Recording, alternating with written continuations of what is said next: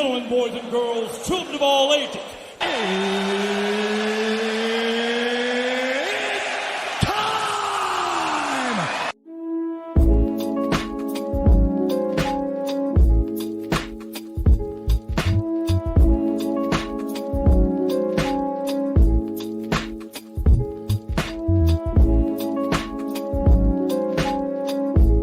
Hello there. Welcome back to My2Cents Podcast. I'm your host, G2. This is episode 113, which is entitled, What a Week. Now, before I get into today's topics, I just want to read off the National Food Days of the week. Today being February the 12th, it is Biscotti Day and also Plum Pudding Day.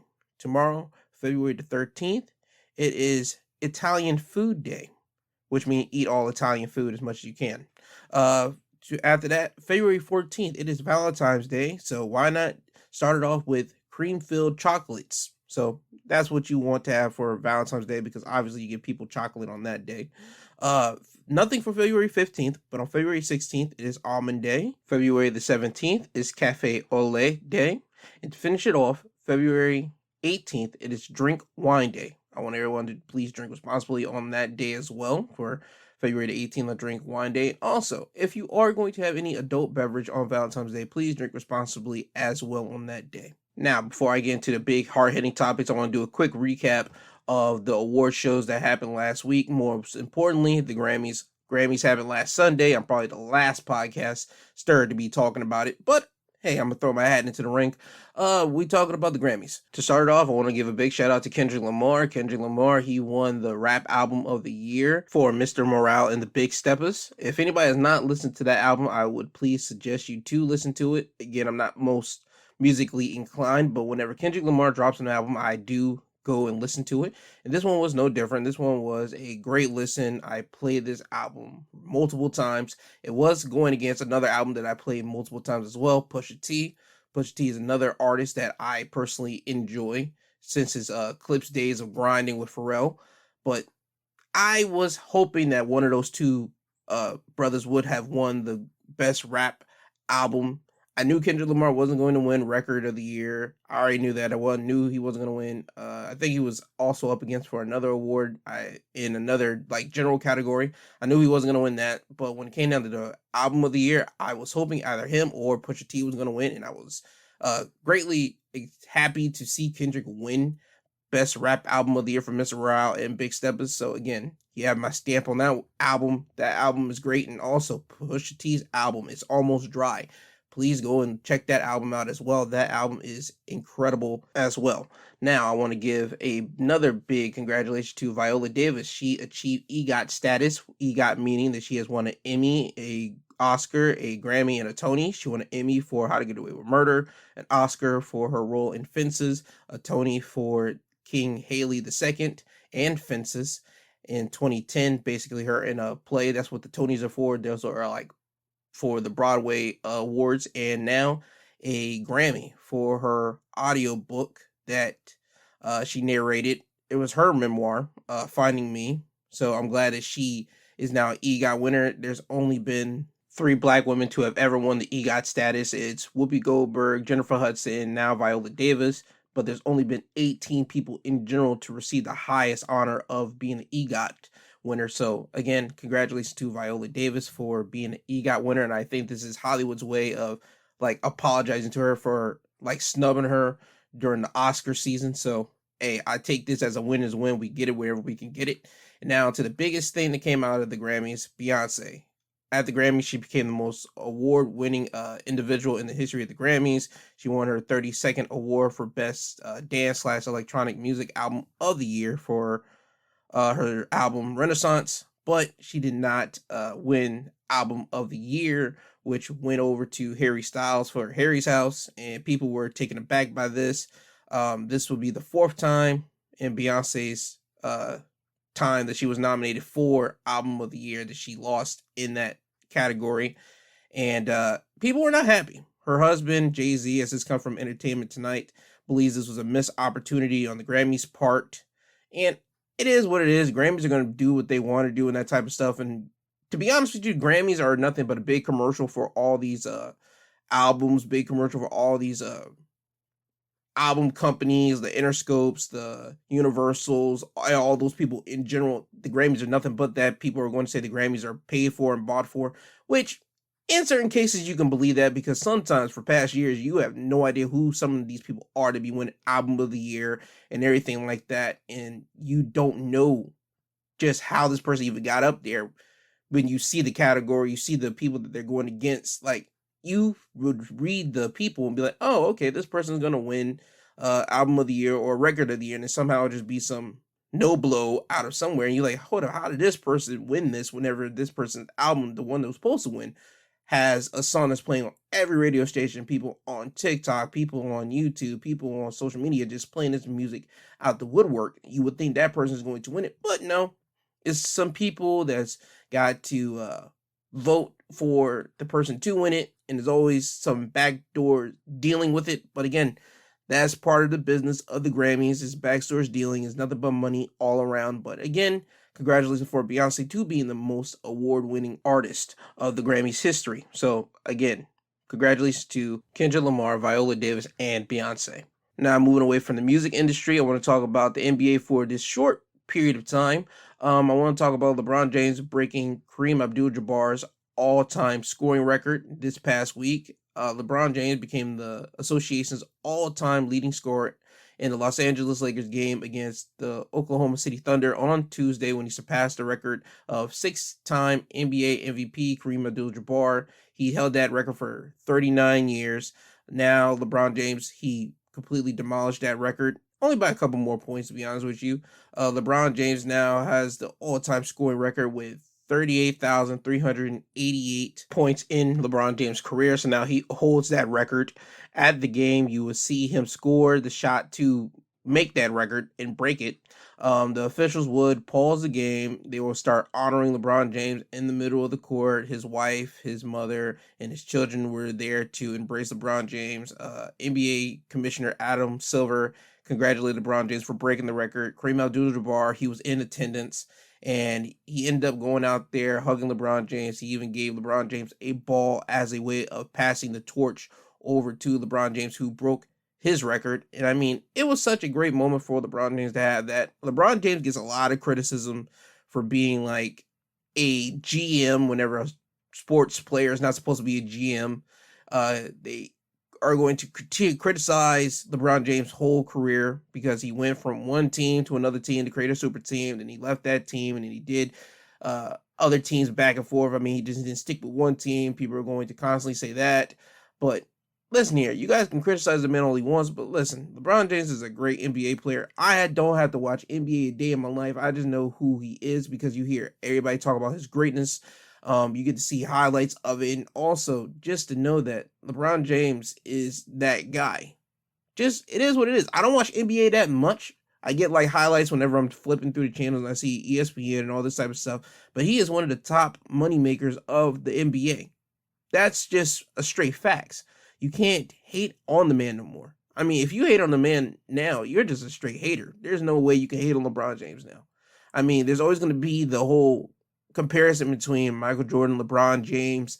I understand people are going to do that comparison. Here's my thing, and I mean this with all sincerity. These two guys are two separate guys. They played in two separate leagues. From all the NBA analysts and everybody that talk to you that know NBA so much, people are going to say that Jordan played in a harder, rougher league than LeBron James did, and it is what it is. Fine. Listen here, don't make the comparison between NBA then and now. Don't make the comparison of Michael Jordan and LeBron James. Just know this: you have two greats being greats in their era. Michael Jordan was great in his era. LeBron James is great in this era, in the era that he's been dominating ever since he got out of high school into the NBA. So just give LeBron a break. Quit trying to go after LeBron and try to say that he's no better than Michael Jordan.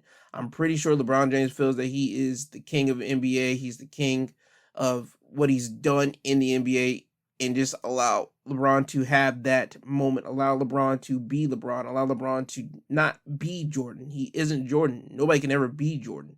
Nobody can ever be Kobe. Everybody can only be themselves. And to be honest with you, Mount Rushmore of the NBA is literally Jordan, Kobe, LeBron, and it doesn't have to be in any particular order, is those top three guys. Everybody else is fighting for what, fourth, fifth, sixth place and all that type of stuff. But again, I want to congratulate LeBron James for breaking that scoring record, and it took 39 years for somebody to break that record. So give LeBron James his due. He's earned it, and I just, again, want to say congratulations to LeBron James for breaking that record. Now, with that out of the way, let's get into the news topics. The first thing I want to talk about is the carnage that happened over in Turkey and Syria, as it's come from the New York Times. Earthquake death toll surpasses 23,000 among struggle to get aid to quake victims. As the New York Times would write, the death toll in Turkey and Syria from this week's catastrophic earthquake surpasses 23,600 on Friday as relief organizations struggle to overcome an array of obstacles to deliver aid to survivors in both countries. The second aid convoy in 2 days loaded with medicine, food, and clothes reached an opposition enclave in northwestern in Syria as the leaders of Turkey and Syria visited shattered earthquake zones to meet survivors. In the New York Times article, they would counted the death tolls in Turkey to be more than 20,200 in Turkey, while in Syria is nearly 3,400 death tolls. Well, people that have basically passed away because of this earthquake situation. And watching the devastation, watching the aftermath of the earthquake, watching the buildings that were collapsed onto people that were living inside said buildings, and watching people try to go in there and rescue living people and also the people that were no longer living, it was very disheartening. I watched David Muir. David Muir was on top of this throughout this whole entire week, more exclusively on Thursday and Friday because he was over there, and just seeing everybody trying to come together, trying to pull people out of the rubble, pull people, trying to make people hush and be quiet. And you hear it in the news broadcast where you hear David Muir had just be silent for a moment, and you hear the workers say something, and David Muir has to interpret it and tell the people, American fans, the American listeners, what's going on. And you hear him say, yo, they're trying to call out for people inside the rubble to see if anybody will respond. So then that's where they can start digging into that area to try to get those people out. That's a real moment. You can't try to fake that. You can't try to orchestrate that. I mean, this is nothing but natural devastation right in your face. You're there to deal with it, and there's nothing nobody could do at that moment. People are trying to help out as much as they can. People are trying to rescue as many people as they can. I mean, you saw during some of the video package, because they would show like clips of whenever people pull out somebody from underneath there, they're still living and breathing. You see them pull babies out. You see them pull mothers out, fathers out, and people out just in general. And it's something that, again, I'm not used to seeing. I'm not used to seeing anything of that magnitude. I'm always used to hearing about people dying because of instances and all that type of stuff. But I don't ever remember people like dying over earthquake situations being shown like that, like to that extreme. And it just took me aback to make me realize, oh snap, I live good over here. I'm over in an area that doesn't get earthquakes. I'm over here in a spot that if it does rain, it's going to rain to a moderate amount, that it's not going to really like cause any type of damage to me and mine. I'm really blessed to be over here in the States in my particular area, and I'm able to just breathe and just go about my natural day-to-day life. And there's other countries that are getting earthquakes, they're getting tsunamis, they're getting all these natural disasters that could easily just wipe out these third world-esque countries, and they have to deal with that. Now, am I saying that the people in Turkey and Syria, they knew an earthquake was going to happen? No. But now they're going to have that on their mind if another earthquake happens, and that's what the aftershock did on Friday. Friday, an aftershock happened, I believe, either in Turkey and Syria, and another building came crashing down, and they were still trying to get people over there, trying to get them out of the rubble in that situation. I mean, the whole thing is a complete mess. Now you got children that don't have mothers or fathers. You have mothers that don't have a husband or children anymore. I mean, there's a lot of people that really lost their whole entire lives in these earthquakes that took everything from them.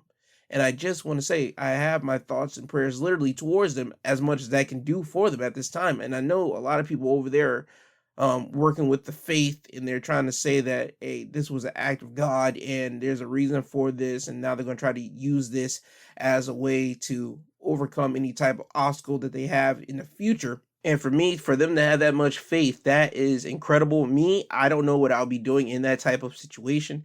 I would probably not want to talk to nobody. I would be in so much anger towards God.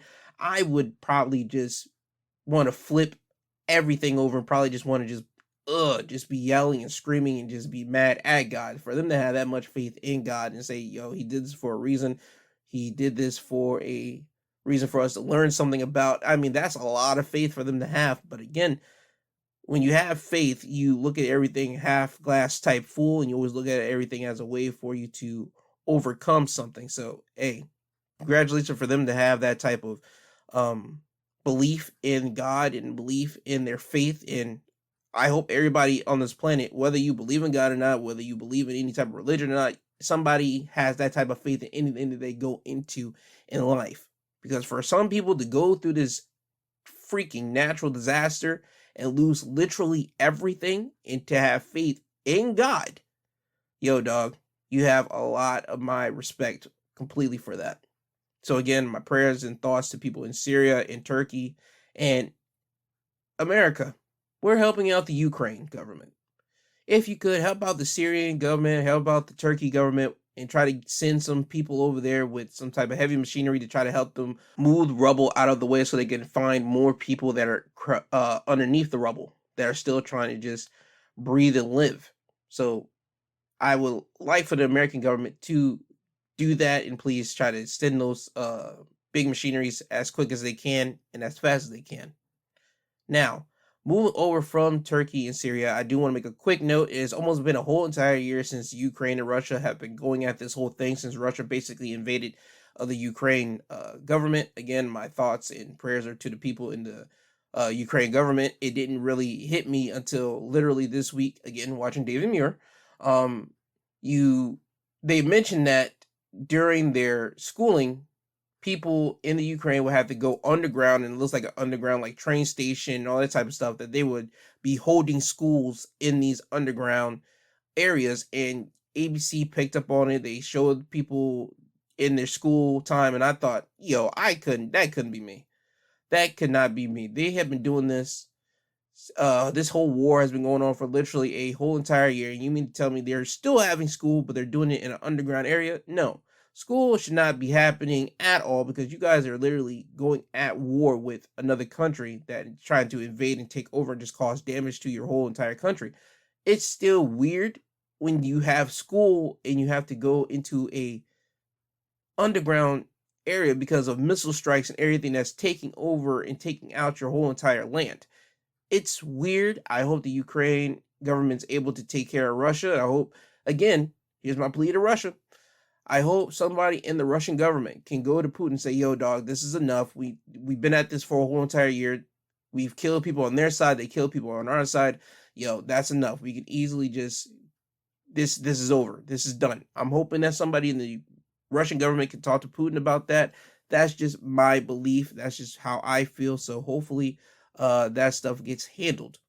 Now, moving over to the States, where America shot over a unidentified object over in Alaska, and this time they wasted no time shooting that down, and this is now upsetting more and more people in the United States, as we would go to the Associated Press, as they would write, the U.S. blacklists 6 Chinese entities over balloon program. They were writing an article, the United States on Friday blacklisted 6 Chinese entities it said were linked to Beijing's aerospace programs as part of its retaliation over an alleged Chinese spy balloon that traveled U.S. airspace. The economic restrictions followed the Biden's administration to consider broader efforts to address Chinese surveillance activities, and will make it more difficult for the 5 companies and 1 research institute to obtain American technology exports. The move is likely to further escalate the diplomatic row between the U.S. and China, sparked by the balloon, which was shot down last weekend off the Carolina coast. The U.S. said the balloon was equipped to detect and collect intelligent signals, but Beijing insists it was a weathercraft that had blown off course. The incident prompted Secretary of State to abruptly cancel a high-stakes trip to Beijing aimed to easing tensions. So, again, we're just still dealing with this situation. We're trying to figure out, okay, what's up with the balloon? What was it trying to do? What was it trying to surveil? Why were they trying to take any... Why would a Chinese balloon come over to the States? That's basically what we're trying to figure out here.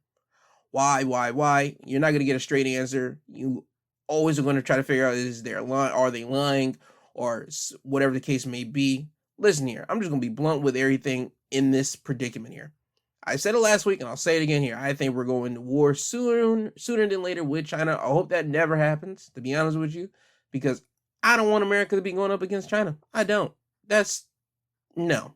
We're already spread too thin. We're helping out the Ukraine. I hope that we help out Turkey and Syria. And now we're about to be going into a war with China. If that happens because of some stupid balloon incident, dog, I'm not trying to hear none of that. I don't want none of that to happen. I hope somebody in America goes over to China and try to ease this tension with China and have somebody just smooth this thing over. Because America, we don't need that right now.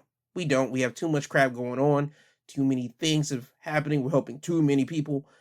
No, we're spread thin. We don't need this to happen at all. So if somebody can go over to China, or China can come over here, or somebody in the Chinese government and America's government can meet somewhere that is literally a middle ground area where both of them have no type of advantage, and they can literally meet there and have a conversation and smooth these incidents over, that would be greatly appreciated. But I don't understand why a Chinese balloon has been floating over the United States. I don't get it. They could be spying on everybody. Hey, it is what it is. Countries want to know more about every other country. That's kind of what humans do. It doesn't matter what nation you're from. Every country is going to be curious about what the other country is doing and all that type of stuff. So China having a big balloon in the air, they could have just been surveilling everybody. They say it's weather. I don't believe that crap for not a bit, because you could easily just Google search American weather if that's what you're trying to figure out. But hey, it is what it is. This type of information is above my pay grade, so I'll have to wait and see, as the rest of the world will be waiting to see what the United States finds after like shooting down these balloons and grabbing the technology out of them and seeing what we're all about. So hopefully, again, that happens. We find out more about what was inside the balloons, what the technology was for the balloons, what could have been brought back to China. That's all I'm trying to figure out here. No more, none less. I don't want no problems. I don't think America wants no problems with China's government, but America ain't, quote unquote, pussy. They're not people that's going to try to back away from a fight. Me, I would say, let's try to find an easier way to remove ourselves from a fight before we do it. But if push comes to shove, I see America willing and ready to go into war with China, because America has a whole lot of military weaponry at their beck and call. So hey, it is what it is. Again, this is above my pay grade, and we will find out more information about this balloon fiasco as more information comes available to the public. Now, onto another news story that happened this week. It's about a white couple that was going to attack Baltimore's power grid, as it's come from the root. On Monday, federal law enforcement officers arrested a white supremacist couple plotting to completely destroy Baltimore. The couple, Sarah Daniel and Brandon Russell, planned to destroy the city's power grid in hopes that it would cause civil unrest. According to the complaint obtained by the New York Times, Daniel said that taking out the 5 major power stations in Baltimore will completely destroy this whole city and spark chaos. The root would continue to go on by saying this isn't Russell's first time on federal authorities' radar. According to the New York Times, Russell was a founding member of the neo-Nazi group that focused on targeting electrical and nuclear faculties in Florida in 2017. Russell also spent time in federal prison for bomb making.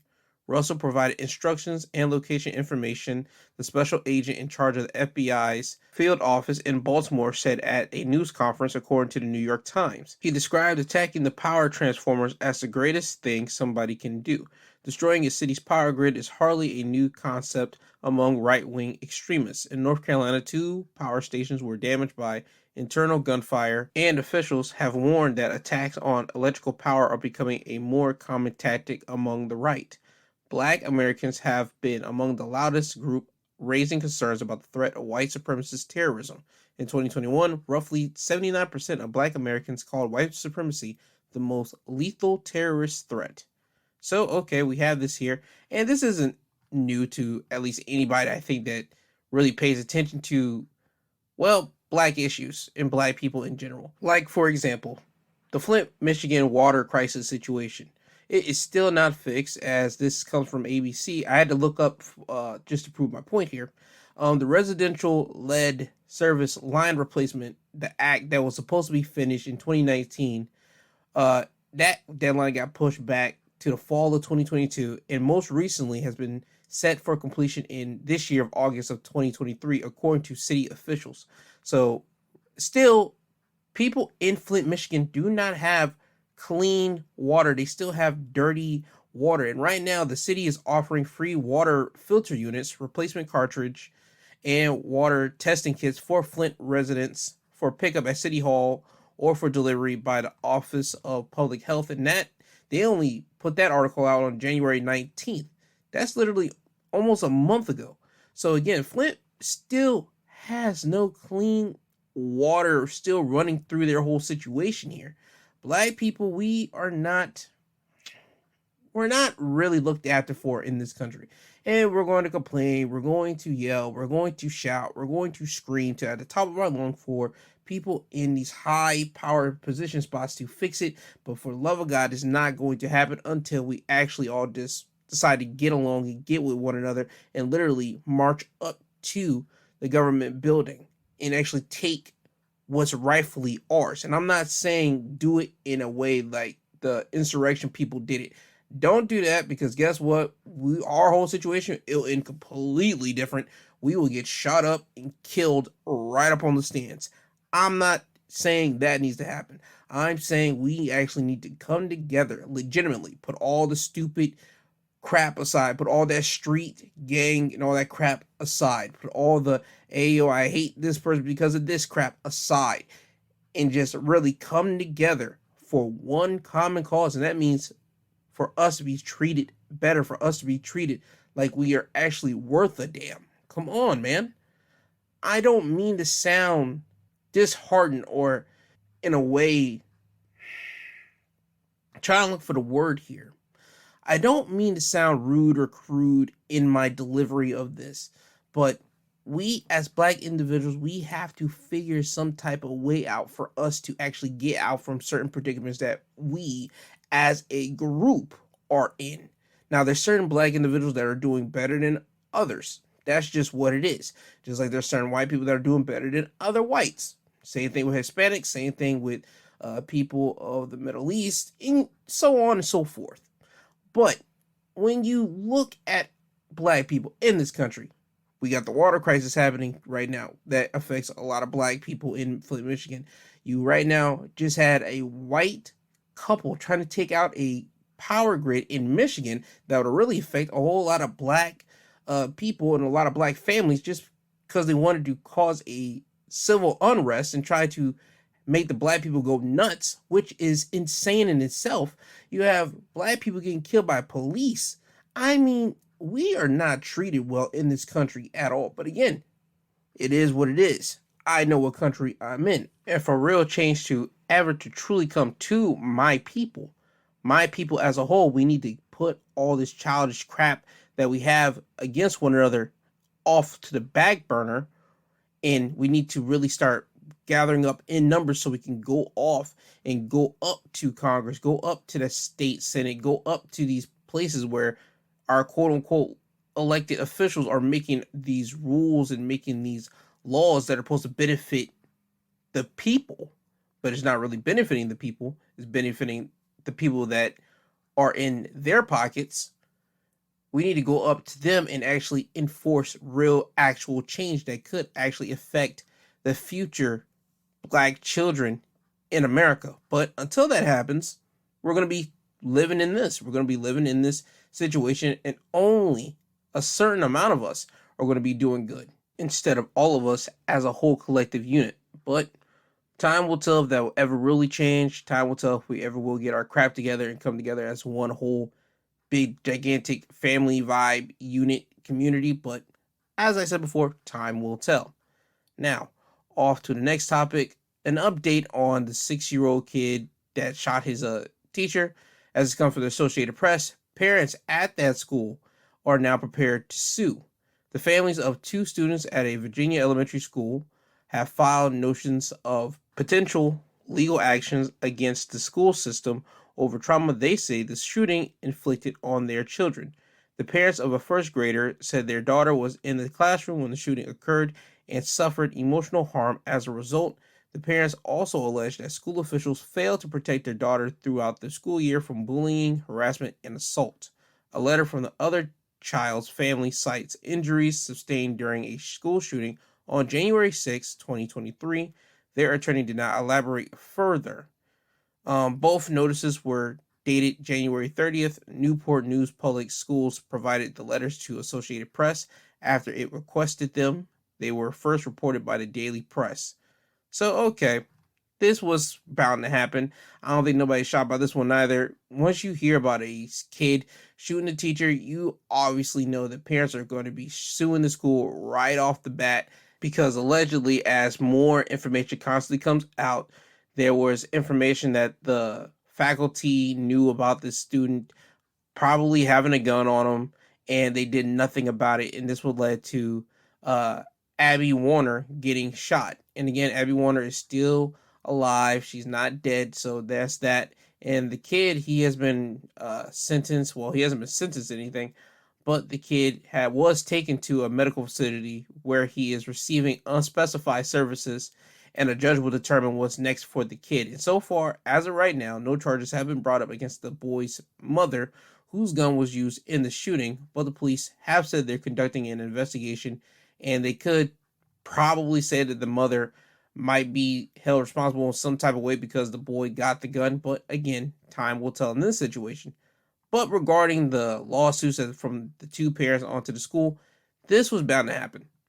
Any school that has a school shooting is going to get hit with lawsuits from the parents next. I believe the Uvalde school system got hit with lawsuits from the parents, if I'm not mistaken. So it was bound for this school system to get hit with a type of lawsuit because, again, you're dealing with children, you're dealing with parents. Parents have to deal with their children's trauma after their child has dealt with a horrific accident in front of their face. So now the parents have to deal with that, and guess what? They want to be compensated for that because you guys, the school, you guys could have prevented this, but you did not. So now the parents want something, and if I was my kid, I'll be trying to sue the pants out of that school for real. There's no way my kid's ever coming back there or something. There's no way because you guys were neglectful in letting this kid constantly be here.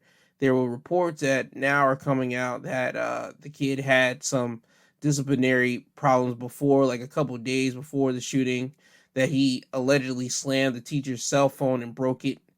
And he was given like 1-day suspension. But then when he returned back, that was literally the day that he came back to the school and shot the teacher. So again, we're having problems here, dude. This is not acceptable. Any school system that has a problem child in that school system, in that classroom, they need to pull the kid out, have them have a talk with their parents. Okay, cool.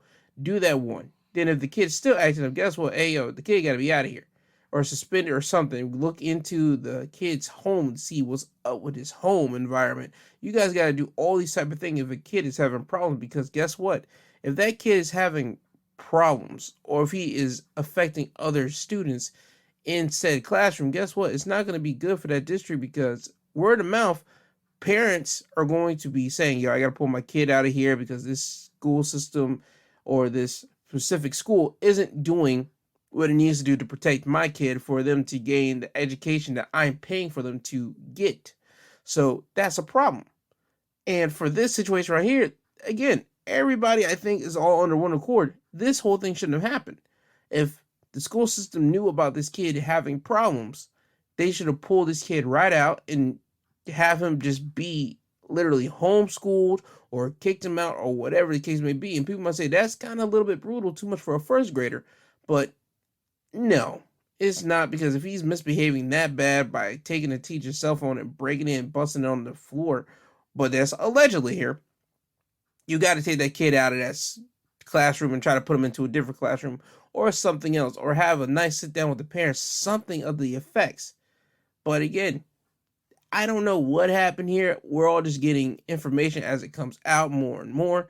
And again, I'm on this report, I'm on this story because this one is still fascinating to me, how a 6-year-old shot a teacher. It just doesn't make any sense in the right mind of anybody. But again, I'm going to stay on top of this, stay on this. When more information comes out, I'll be bringing it right to this show and telling you guys more about it. Now, on to the next topic as it's coming from USA Today. 3.5 tons of cocaine worth over $300 million discovered floating in the Pacific Ocean, New Zealand authorities say. Now, as the article will report, authorities in New Zealand announced that they had intercepted a 3.5-ton shipment of cocaine afloat in a remote swath of the Pacific Ocean. There is no doubt this discovery lands a major financial blow right from the South American producers through to the distributors of this product, New Zealand Police Commissioner Andrew Koester said in a news release Wednesday. This is one of the single biggest seizures of the illegal drugs by the authorities in this country. No arrests have been made, but custom officials pointed to the magnitude of the bust, estimating the cocaine's value at more than $315 million. The drugs were left by smugglers at a floating drop point, officials said. The size of the shipment, split into 81 bales, suggested to authorities that it was headed to Australia. A Royal New Zealand Navy ship hauled the seized narcotics on a 6-day trip to New Zealand, where the drugs will be destroyed, officials said. Now, the optimists inside of me are saying, okay, I hope that they destroy the drugs. Okay, cool, fine, whatever. But the realist in me, hearing that cocaine is worth up to $315 million, you mean to tell me that you guys are going to destroy it? I don't think you're going to destroy every single bit of that cocaine. Me personally, I don't think you're going to do it. Now, that's being said, 3.5 tons of cocaine, that's a lot of cocaine. So I can believe they're going to destroy a good majority of it. But do I think they're going to keep some of it and try to sell that off themselves? This is one big allegedly, but this is just a conspiracy thoughts in my head. I think certain people in a certain police squad or a police officer, whoever it is going to see that and see how much it's worth. They're not going to destroy all of it. They're going to keep some of it and try to distribute it themselves. I'm not saying it's going to happen. This is just me and my own thought process of thinking, because you're letting $315 million just basically get destroyed and get poofed all up in the air, with you not receiving not a bit of it, not nothing. Again, this is weird to me. I'm a realist. I see things for what it is. This reads off, okay, we caught a big drug bust. Congratulations, huzzah. But then seeing how much that is worth in money, nah, you're not going to do that. You're not going to destroy all of it. You're going to keep at least a little bit just so you can try to sell it off on a sneak tip and try to get some money back. Just because, again, I'm not certain how much money officers or police officers make in New Zealand or any of that type of stuff, but I don't think it's close to anywhere worth, 9 digits? Or even 8 digits, 7 digits, 6 digits? Probably low 5 digits, maybe? And for police officer work, that's crazy. But that's just me and my personal thinking.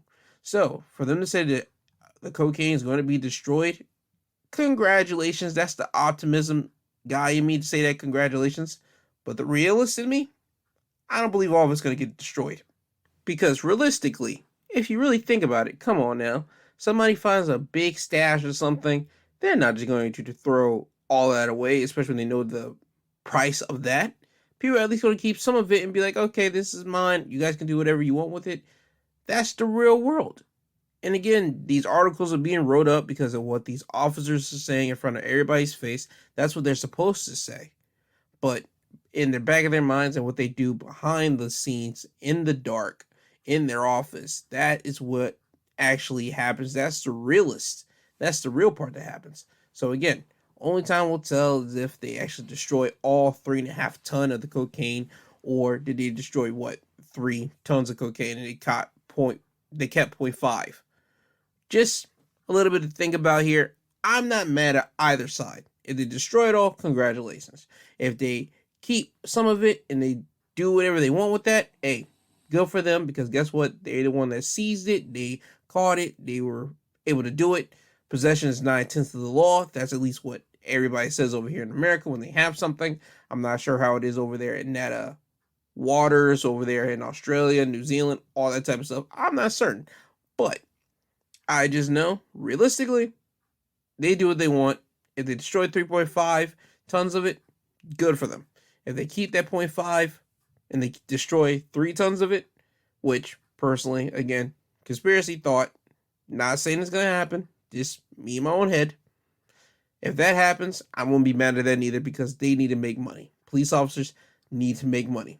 Now, with that information there, please be careful, though, if you do decide to keep it, because things happen. You might get caught and busted by one of your fellow officers, somebody that actually goes by the book, and they'll turn you in. And then with that, you'll be ridiculed, you'll lose your job, and probably some other unforeseen circumstances are going to happen to you. So, again, be careful if you happen to keep any amount of that cocaine that you guys do have in your possessions. So, again, be careful. Now, on to something else that happened this week in the news. This has come from Yahoo Finance. Disney to lay off 7,000 workers, cut $5.5 billion while in the latest reshuffle. Disney will lay off 7,000 workers as the company seeks to slash $5.5 billion in costs. As a result, the media giant plans to reconstruct the organization into 3 core business segments: Disney Entertainment, ESPN, and Disney Parks, Experiences, and Products. We will be reducing our workforce by approximately 7,000 jobs, the CEO Bob Iger said during the company's first quarter earnings call. While this is necessary to address the challenges we're facing today, I do not make this decision lightly. I have enormous respect and appreciation for the talent and dedication of our employees worldwide, and I'm mindful of the personal impact of these changes. Now, what does that mean? Disney cut 7,000 jobs. Does that mean the animators that got their jobs lost? I have no idea. Does it mean people at the amusement parks got their jobs cut? I don't know. All they know is Disney's losing 7,000 jobs to save $5.5 billion in costs. Now, I'm not mad at that, but you gotta think, how much money does Disney make in a year? I'm pretty sure they make a couple billies a year, more than a couple $1 billion, because I mean, you think about it, how much movies they put out, and the Disney revenue stream, and also with Disney having also ESPN and Hulu and the streaming sites and all this type of stuff, you would think Disney makes a lot of money, but for them to be slashing 7,000 jobs to save $5.5 billion, it all depends. I'm not mad at Disney. I just wish that they could have figured something else out, especially with the news of Disney coming out with Toy Story 5, Frozen 3, and there's one more other movie that's supposed to be coming out, or at least going to be making into production soon, or at least not soon, but you get the drift of what I'm getting at here. People were not too happy about Toy Story 5. That was all on Twitter. People were not too happy. There was one tweet that really stuck with me. They said that Toy Story has already been ruined. They had the perfect trilogy, but they ruined it with the 4th one. Now they want to really kill Toy Story by having the 5th movie here. You would think they learned their lesson with their 4th movie. I mean, I saw it in theaters with my sister and the rest of my family, and I mean, it was what it was. They tried to get the new generation of kids into Toy Story. I mean, if they want to do that, they could have just had them literally just watch Toy Story 1, 2, and 3. Not try to make a 4th one with a crappy character, Sporky. And I mean, that was so dumb. And now the 5th one, I have no idea what's going to happen in that one. And I just don't know with Disney. I don't know. I don't know what they're trying to do with some of their movies. I don't know if they can't come up with any more new ideas anymore. I know they lost some money because of that last movie that they tried to have. It was the animated movie where the family is supposed to go into a different world to try to find some energy for the green balls. I think what was it called? And I'm back. It was called Strange World. It said that Strange World had Disney lose $147 million. So again, Disney lost some money on some of their movies, and I get it. Disney has to cut down on some of their budget, some of their work people, so they can at least try to recoup some of the money back. Disney, here's the plan for you. Make movies that you know people are actually going to watch. I don't think Toy Story 5 people are going to watch. You ruined the whole trilogy. People give it a shot with 4. You kind of killed it With 4, with people not really digging it. Now with 5, people are not really going to be messing with it, especially since you guys had Buzz Lightyear, last year, and people all around were saying that wasn't good, and people were questioning why that movie was made as well. So I mean, Disney, you guys got to make better animated shows, buddy. Better animated shows, movies to get people just getting enthralled back into your franchises. My God, dude, come on. But 7,000 jobs have been lost from Disney. They cut it. Now going on into Adidas. Adidas is still complaining out here because now they complain to USA Today because USA Today would put out that Adidas could lose more than $1 billion in revenue as Yeezy shoes go unsold. It will continue to go on in the article saying Yeezy split with Adidas could cost the company some big money, big bucks. The German sportswear company said Thursday it could lose around $1.3 billion in revenue in 2023 if it's unable to sell its existing Yeezy inventory, while operating profit will fall by about $535 million. Okay, they said also as Adidas decide what to do with its existing Yeezy stocks, it said its financial guidance for 2023 accounts for the significant adverse impact of not selling the merchandise. The company faces an operating loss of nearly $750 million in 2023 if it can't repurpose the products and write off existing Yeezy inventory. Ladies and gentlemen, just put the freaking shoes out. Put the Yeezy stuff out. What Adidas is trying not to do is pay Kanye because they know they got to sell his stuff right now still with the Yeezy name on it. Guess what? They have to pay Kanye, and they do not want to do that. I'm just going to call a spade here. They're not trying to pay Kanye a bit because if those products go out with Yeezy's name on it, people are going to buy it because people are going to say, oh my God, I thought Yeezy was canceled. I thought we couldn't buy no more of his stuff. And now we see it online. Okay, we're going to buy it. That's kind of how the world works. Controversy creates cash. Kanye West is a controversial figure. He has dope clothing. People are going to buy it just because of Kanye himself. And again, I find some of his shoes completely ugly. But by God, people are buying his shoes because of the name. As a matter of fact, there's another group of shoes that just came out this week, or at least it made the rounds in social media wise, and this will back my point up, and people just buying it because they're ugly.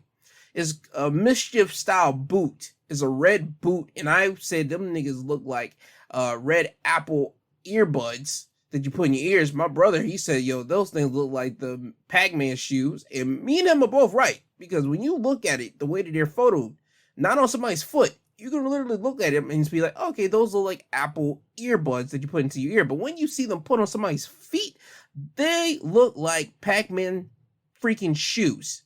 Like the video game Pac-Man when he's walking on 2 feet. Look at his feet and look at those boots and somebody wearing those boots. You're going to say, oh my God, it's so parallel, you can see it. So again, people are going to buy stupid, idiotic things. They don't care what it is, as long as it has a name and it makes it look fresh, or they buy it because of somebody from social media has them on. People are going to buy it. If Adidas puts these Yeezy products back out with Yeezy's name on it, people are going to buy it. Adidas don't want to do it because they don't want to pay Kanye. And they don't want to put Kanye back in the limelight for being a genius. I'm going to be blunt for what it is. Kanye West is a genius, and he's right. Kanye West said what he said about Hitler. He said what he said about everything in the world. And he been dipping low for the past couple, 2 months now. Because he hasn't made no waves in February. He really didn't make no waves in January. The only waves that he made in January was about a ceremony that he had with his girlfriend allegedly. And allegedly they got married, but we don't know if they really did get married or not, whatever the case may be. But that's the only thing. Ever since his Alex Jones interview, he's been dipped low. He hasn't said nothing. He hasn't been around nothing. He has really just been silent. So guess what now? Companies like Adidas are saying they could lose $1 billion in revenue. No, you won't. You just don't want to pay Kanye. Put the shoes out. Put his merchandise out. Get that crap out of your store if you're so worried about having its merchandise and you're worried about your money so much. Sell it. Sell it. Big business know what big business wants to do. They don't want to sell it because they don't want to pay him. That's my whole problem with Adidas right now. You don't want to pay the man. Pay the man. You want your money.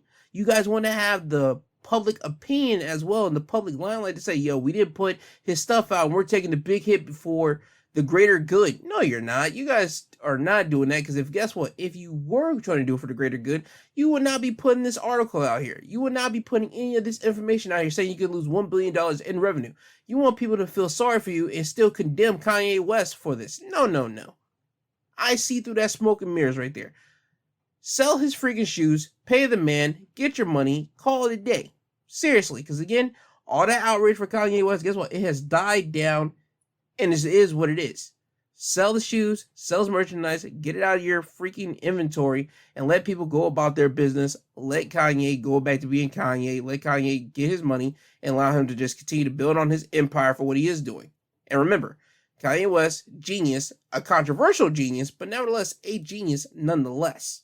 Also, before I do get into the next topic too, here's something that got my blood boiling. Not too much, but it got me there a little bit. Speaking of another controversy here, this week the Harry Potter game came out. I'm not a big Harry Potter fan. Personally, I don't care about Harry Potter.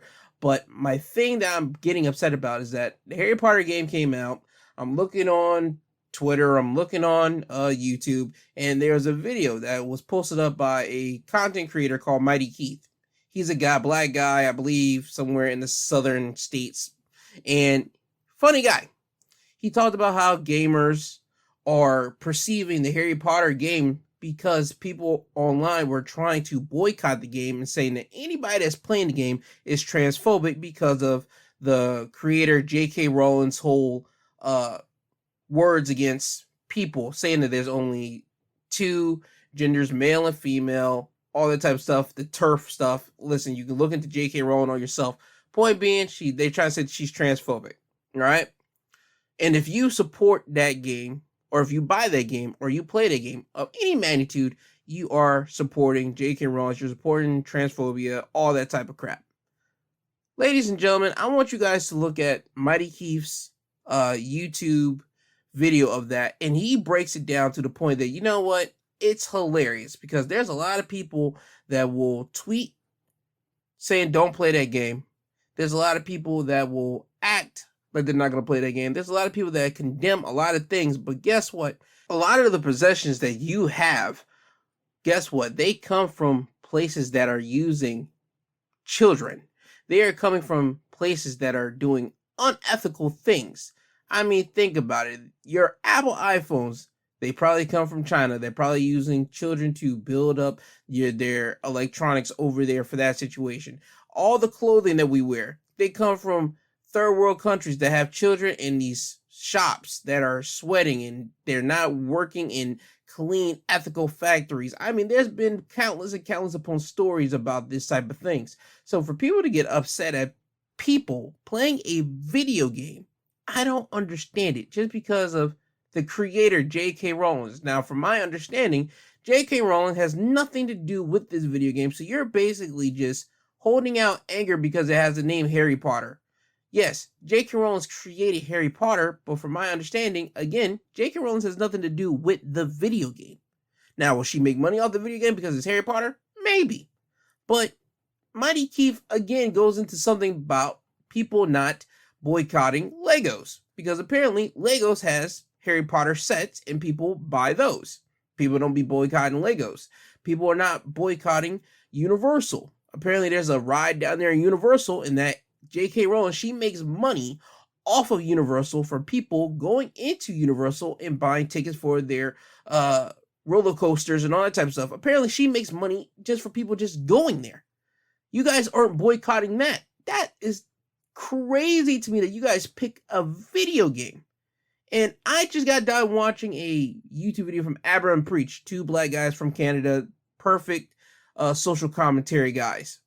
I really do wish people would watch them more. If you guys don't know about them, please go to YouTube and watch them. They're actually hilarious, and they're actually smart, and they actually do break stuff down for people to understand if you're not too caught up in whatever topics is going around. But they broke that down too. They had people that they were watching go be upset because of they were streaming it, and they were seeing people going reading their comments and just straight up lambasting them and getting them everything, calling them everything under the sun, and people were crying. They played a clip of a girl crying, talking about she wanted to take a break for a minute because of the comment section just being so mean to her and roasting her because she's playing the Harry Potter game. I don't understand it. I'm trying to really deal with this. I'm trying to really grasp my mind around this. I'm a logical guy. I think I'm a fair person. I really do. I think I'm really fair when it comes down to people. But I just don't get this. Why are you boycotting this video game when it has nothing to do with her? Well, you guys could be boycotting other things that has something to do with her, that has her hands in the pot. How about you guys do some research on what J.K. Rowling had her hands in the pot, and then you can actually boycott those things. If you guys want to hurt J.K. Rowling, don't hurt the people that have actually worked on this game and that has nothing to do with her. That's what I'm trying to get at with this situation and the upset rage that was going around this week. I want people to do some research, look into J.K. Rowling, see what's up with her, see what she is doing, see what she has her hand in the pot, and then boycott those things. Don't boycott something that has nothing to do with her. And for the people that are still lambasting people that are going to play these games, let me tell you something. You guys are fighting a losing battle. You guys are fighting that. Only thing you're doing is causing harm to innocent people that just want to enjoy a game, that just want to live their life because they might be a fan of a freaking book that turned into a movie, that turned into every other thing, from a Lego to a video game, everything else. You're only hurting the people that actually just want to enjoy themselves playing those games or building Legos or whatever the crap it is. You guys are just hurting them. You're not hurting J.K. Rowling. She's somewhere else, sipping Mai Tais on the beach or off in a freaking home, still collecting checks. You're not hurting her. You're hurting innocent people that are just trying to entertain themselves, just trying to get away from the misery of a life. That's the people that you're hurting when you put out those comments on Twitch, that you put out those comments on Twitter, that you put out those comments on any other social media sites, that you just see them enjoy themselves playing a freaking video game that just happens to be Harry Potter. You're only hurting them. You're not hurting J.K. Rowling. So I want people to think about this. Next time you get outraged about Harry Potter, or next time you get outraged about somebody, like somebody that buys shoes from Yeezy, let me tell you something. You're only hurting the innocent bystander. Kanye don't care. These people that are buying Apple products, guess what? Apple probably does some nefarious things, but guess what? The CEO of Apple and all these other Apple officials, they don't care if you try to get at a customer for wanting to buy their products. They don't care, because guess what? They're making their money off of you idiots. You guys are just spreading their message much more. Guess what? They get a free promo from y'all.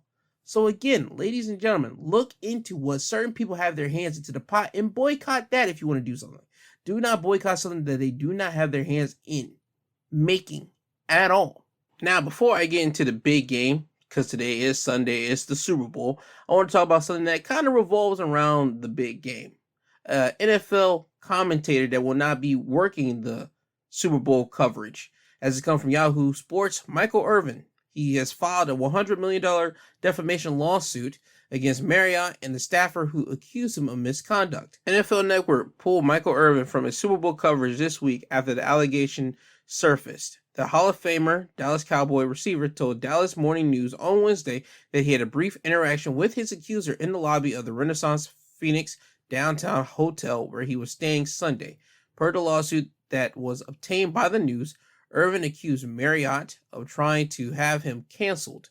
Irvin seeks damages for defamation and wrongfully interfering with a business relationship. Irvin has denied any wrongdoing in the interaction and told the News on Wednesday that he's baffled by the accusation. Irvin's accuser has not been identified and goes by Jane Doe in the lawsuit filed by Irvin on Thursday. The nature of the allegation is unclear. Phoenix police told the News on Wednesday that there has been no criminal complaint filed against Irvin. Irvin lawsuit lists witnesses who support his claims that no wrongdoing took place during the interaction with his accuser. Irvin told the News that a conversation with his accuser took 45 seconds and included a handshake. 3 of Irvin's witnesses spoke with the News. Marriott has not publicly addressed the lawsuit, and a spokesperson didn't reply to a request for comments from the News Friday morning. Plaintiff's representatives have reached out to the hotel and even met in person to obtain clarity about the situation to provide witnesses and resolve this matter before plaintiff's reputation could be damaged any further, but to no avail, the lawsuit states. So, okay, Michael Irvin, he has been taken off of the Super Bowl coverage because apparently an accuser of saying that he did something to her at a hotel, and that allegation came up this week. Now, I only know of it briefly. I don't know much about Michael Irvin like that to say if he did or did not do this thing. If he has witnesses that say, yo, I did nothing to this person, we only talked for about 45 seconds and it ended with a handshake, or it started with a handshake, but it included a handshake, that's the only type of physicality I have with said accuser or said female staffer. Yo, dog, that's all you're getting out of me, and I got witnesses to back me up. Hey, that's cool. Because right now, again, you are hurting somebody's reputation here. You're hurting somebody's credibility. I don't know much about Michael Irvin. I just know by seeing him on First Take with Stephen A. Those two have a jovial time. They poke fun at one another here and there. That's the only thing I do know of Michael Irvin. And you could probably get some backstory off of Michael Irvin from other sports players or sports analysts that be around him, if he's some type of touchy-feely type of guy or whatever the crap may be. But I don't think so. I'm just going to go out there on a limb. I don't think that he is, but I could be extremely wrong. But only time will tell. And again, Michael Irvin, he has been pulled off of the Super Bowl coverage, and that's crazy when you think about it. But it is what it is. NFL Network wants to cover their bacon by take Michael Irvin off, so it is what it is. Now, speaking of the Super Bowl, Super Bowl's tonight. It is the Kansas City Chiefs going against the Philadelphia Eagles. Personally, I want the Philadelphia Eagles to win. 1, for Jalen Hurts to get his Super Bowl ring, and 2, for another black quarterback to win it. I know it's 2 black quarterbacks going against one another, Patrick Mahomes and Jalen Hurts, but I don't want Patrick Mahomes to be like the only black quarterback in this era of quarterbacks that are black to win a Super Bowl. I want that spread of wealth to be spread out to other black quarterbacks, so I want Jalen Hurts to win this. And also, it would be great for Jalen Hurts. Why not? It would be great for the city of Philadelphia, especially since there has already been put out on the news that Philadelphia, in the school systems, they're going to be starting schools late tomorrow on Monday. Whether the Philadelphia wins or they lose, they're already going to be starting school late. So that's going to be a great surprise for all the kids and teachers and everybody in Philadelphia if the Philadelphia Eagles win. But that's just my situation for that. I hope Philadelphia Eagles win the Super Bowl. And also, I'm going to watch the game for the halftime show as well. Rihanna is going to be performing. It's going to be interesting to see what type of surprises she has there. Is she going to bring out her dude, A$AP Rocky, to perform some of his songs or some unreleased songs that her Rocky probably have together because they're parents now? Will she bring out Jay-Z? Will she bring out other individuals? I don't know. But it'll be great to just see Rihanna do her thing on the Super Bowl stage, see the costumes and her outfits that she's going to be wearing and everything else like that, see the choreography that they're going to be doing, also seeing the commercials that's happened for the Super Bowl, because you know the commercials are going to be something. They're going to be the most talked about things probably the next day besides the Super Bowl winners. So Super Bowl is a big money maker for the NFL, it's a big money maker for the United States. Hopefully everybody has a great Super Bowl Sunday. Don't get into nothing stupid, and please do not bet something that you do not have. A lot of people are going to be betting on the Super Bowl. A lot of people are going to be doing stupid things with money they do not have to be betting. Please do not do that, because guess what? That's how some people get into certain situations that they're into, aka they might get beat up by certain individuals that they owe money to. So please do not bet money that you do not have. As a matter of fact, as a general rule, bet on something that you know is going to happen for certain. Okay? So have a great time at the Super Bowl. Please be safe. Please be kind to each other. Please be great, and just have a good time at the Super Bowl. And for the people that are listening to this after the Super Bowl, I hope you guys did have a great Super Bowl. I hope everything was peaceful, great. And if you did bet, I hope you bet something that you actually knew that was going to happen instead of something that you didn't know was going to happen. Okay? Now, again, fair warning to everybody. We are only 2 more days before Valentine's Day. 2 more days.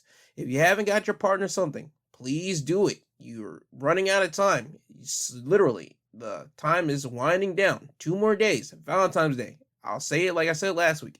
You do not want to be the partner that is coming to Valentine's Day without something, while your other partner has something, and that would just be a pissed off day for you and your partner. So please, for the love of God, have something for Valentine's Day. Give them a card, give them some flowers, give them some chocolates, give them some jewelry if they're into that. Give them some clothing, give them an electronic system if they're into that type of stuff. Just get your partner something that you know they'll actually enjoy. Okay? So again, time is dwindling down. You only have 2 more days for that, all right? Now, with all that being said, I hope you guys have a great Sunday. I love you all. I thank you. I want to thank everybody that listens to the episodes every week. I want to thank Apple Podcasts, Google Podcasts, Podbean, Audible, all these other podcasting sites, because without them and without you guys, the listeners, I would be nothing. This would just be one guy just shouting his voice into an empty void. And yeah, I think there's too many of that.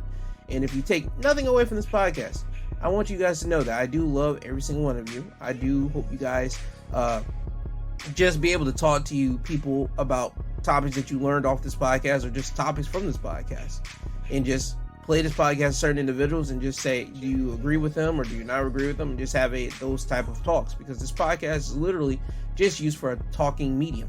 I want people to talk to other people. I want people to actually have conversations the way that humans are supposed to.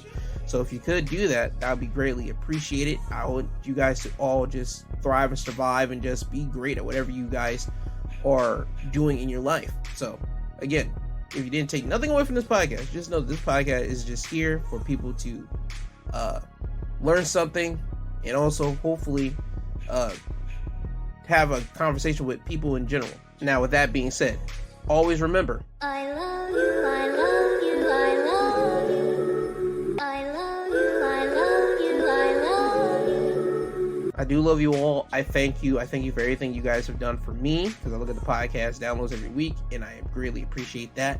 And I want to say thank you just in general, because without you guys, again, this would just be one guy shouting into a void. And I do appreciate the download episodes every single week. So this is literally me saying thank you over and over mad times. Hope you guys have a great Sunday. Have a great NFL Sunday. Hope that you guys have a great start of your week. Please don't be a dick. Please be courteous to everybody you come in contact with, and just try to be the best version of yourself every single day. Now, with that all being said, I love you. I thank you. This isn't goodbye. This is until you hear from the sweet sounding voice again.